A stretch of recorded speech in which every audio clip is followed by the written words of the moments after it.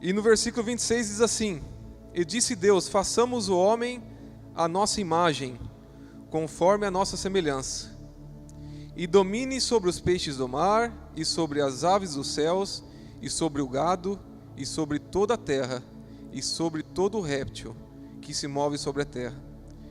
E criou Deus o homem à sua imagem, a imagem de Deus o criou, homem e mulher os criou. Gênesis 2, versículo 7.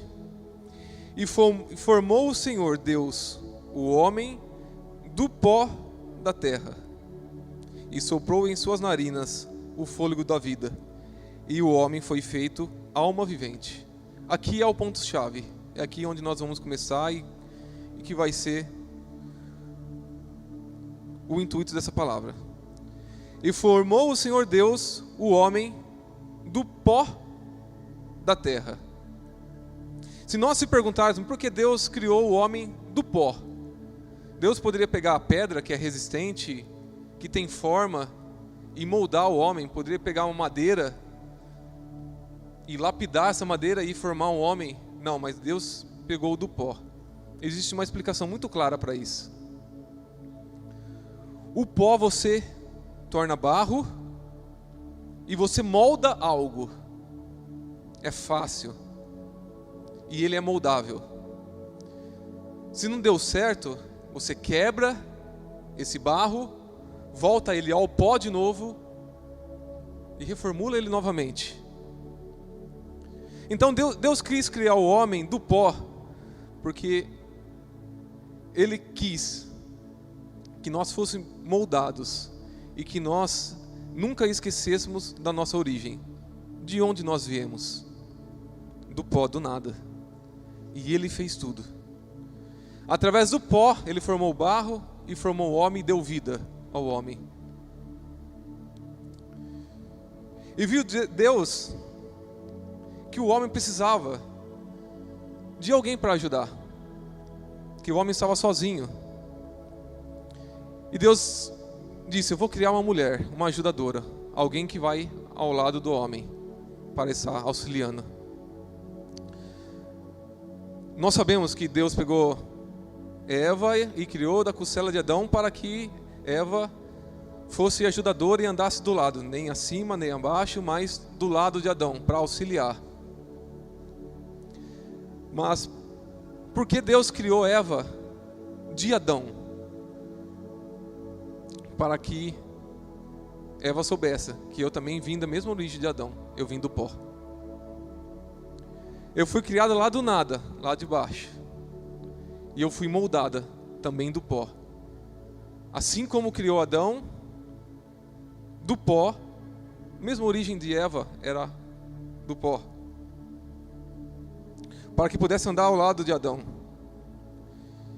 E é muito claro, se nós pararmos para raciocinar, nós somos criados do pó, não somos nada. Mas desse mesmo pó se cria um vaso, e na presença de Deus esse vaso é cheio. Então começa a ter vida.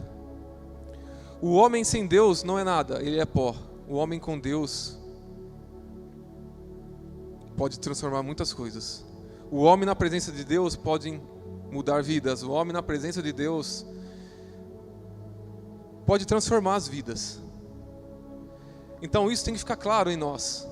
Nós não somos nada sem Deus, mas com Deus nós somos muito.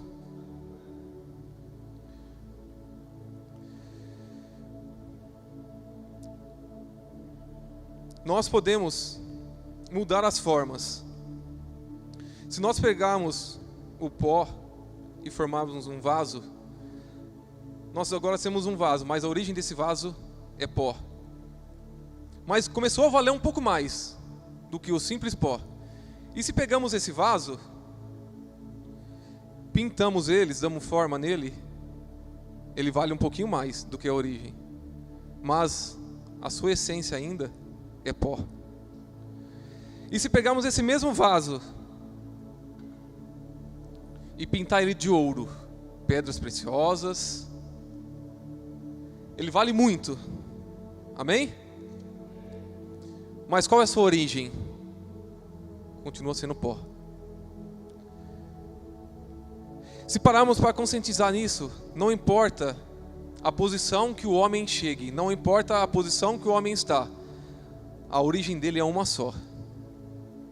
Se nós pegarmos dois seres viventes, pegarmos um mendigo que está na rua, ele tem uma origem, futuramente ele vai voltar ao pó. Se pegarmos o presidente da República, que tem toda uma nação para governar, tem poder sobre toda uma nação, a origem é a mesma. Ele é um ser vivente e vai voltar ao pó. O que mudou? A posição. O homem pode mudar a sua posição, mas ele não pode mudar a sua origem. E o que Deus coloca no nosso coração, não importa a posição que nós chegamos, ou que Deus vai colocar, nós temos que ter ciência que a nossa origem é uma só, de onde Deus nos tirou.